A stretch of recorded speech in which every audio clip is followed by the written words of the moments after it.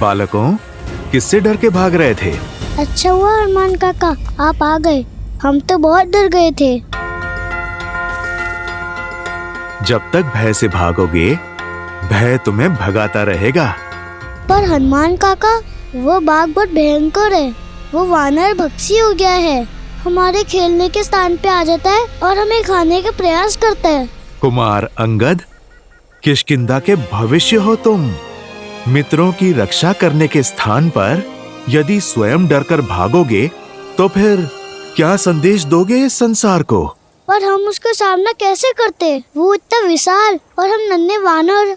पुत्र अंगद, मधुमक्खी भी तो नन्ही होती है, पर कोई भी उससे बैर नहीं लेता, क्योंकि वास्तविक सत्य शारीरिक नहीं, मस्तिष्क में होती है।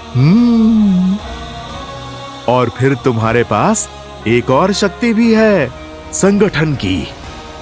तुम छोटे अवश्य हो, पर संख्या में बहुत हो, और बाघ तो अकेला है। यदि तुम मिलकर सामना करोगे तो बाघ तो क्या, बड़े बड़े राक्षस भी चित हो जाएंगे तुम्हारे सामने। पर कैसे? जब बल कम हो तो बुद्धि और एकता काम आती है। चलो योजना बनाते हैं। श्री हनुमान जी की जय, श्री हनुमान जी की जय, श्री हनुमान जी की जय। एक एक वानर एक एक वृक्ष पे होगा, अच्छे से दृष्टि रखेगा कि बाघ किस मार्ग से जा रहा है। जिस वानर के पास से वो निकले, वो वानर अपनी चित्कार से संकेत करेगा। सचेत करने के लिए केवल सचेत नहीं करना है, बाघ के पीछे चलकर बिना किसी ध्वनि के उसका पीछा करना है। पर चित्कार रुकनी नहीं चाहिए। पहले एक देगा, फिर दूसरा, और फिर तीसरा, और फिर सब अपनी चित्कार एक दूसरे की चित्कार में मिलाएंगे। फिर जब बाघ एक रिक्त स्थान पर आ जाए, सब एक साथ चित्कार दें और फिर कूदकर उसके सामने आ जाएं। वो दहाड़ेगा।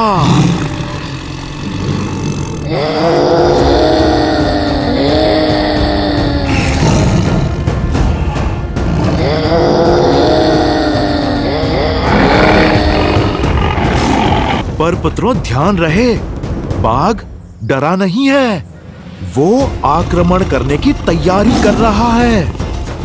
यदि उसने आक्रमण किया तो?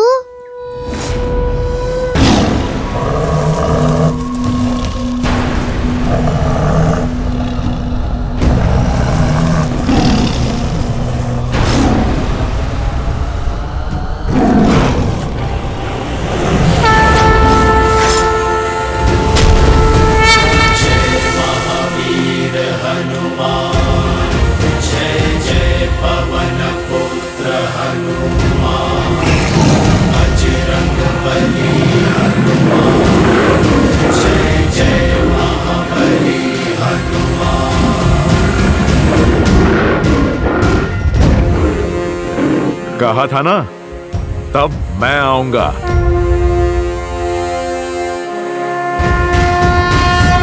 जय हनुमान ज्ञान गुण सागर, जय कपीस तिहु लोक उजागर, रामदूत अतुलित बल धामा, अंजनी पुत्र पवन सुत नामा। राम दुआरे तुम रखवारे, होत न आज्ञा बिनु पैसारे। आपन तेज समारो आपे, तीनों लोक हाथ कै कापे।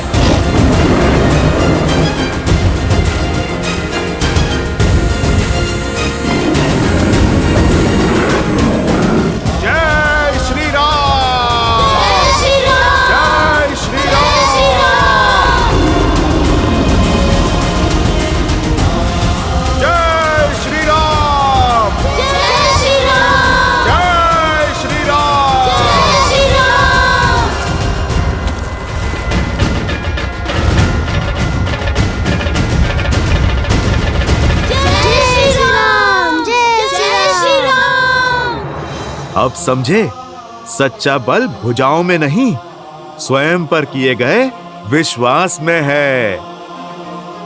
फिर बाग चाहे कितना भी विशाल हो, नन्हे मुन्ने भी उसका परिहास कर सकते हैं। समझो, भय की आंखों में आंखें डाल के विश्वास से देखोगे, भय स्वयं दुम दबा के भाग जाएगा। पर ये विश्वास जगेगा कैसे हनुमान काका? भक्ति और शक्ति में संतुलन बनाना सीख जाओ। भक्ति तुम्हें धर्म से जोड़ती है और शक्ति कर्म से, और ये संगम जीवन के हर एक उतार चढ़ाव में तुम्हारा मार्गदर्शन करेगा।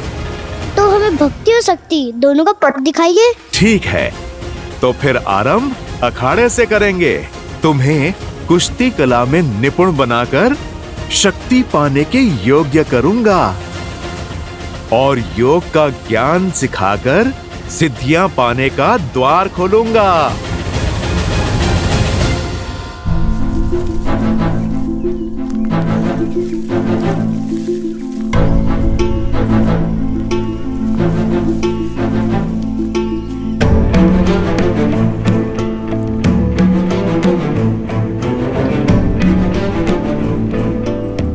मानचित्र के अनुसार मार्ग तो यही है, परंतु यहाँ तो नदी है।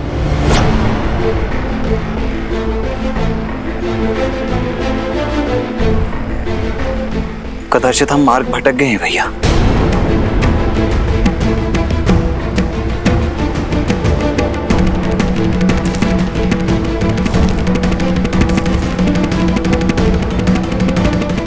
नहीं लक्ष्मण,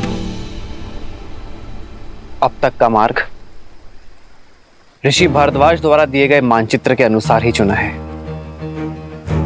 अर्थात दंडकारण्य का मार्ग सामने ही होना चाहिए। परंतु यहाँ तो नदी है ना भैया, फिर कदाचित ऋषि भारद्वाज से मानचित्र बनाने में कोई त्रुटि हुई हो। नहीं लक्ष्मण, ऋषि भारद्वाज बहुत ज्ञानी और अनुभवी है। वर्षों बिताए हैं उन्होंने यहाँ। उनके ज्ञान पर संदेह करना उचित नहीं है। मार्ग हमारे सामने ही है लक्ष्मण, कदाचित हम उसे देख नहीं पा रहे हैं।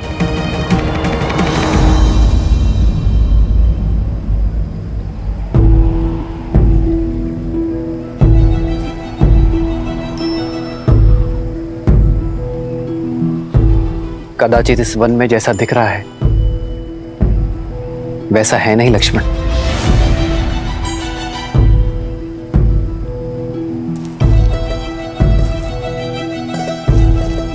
संभल कर भैया, नदी गहरी प्रतीत हो रही है।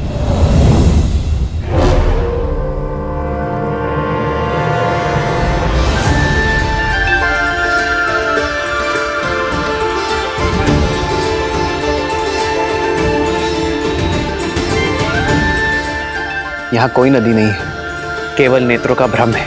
ऋषि भारद्वाज ने भी बताया था कि राक्षस मायावी है।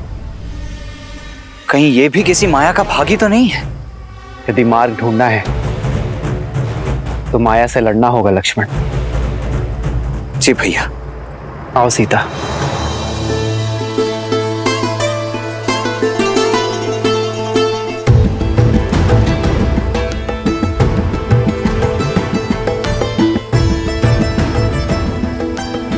आओ लक्ष्मण।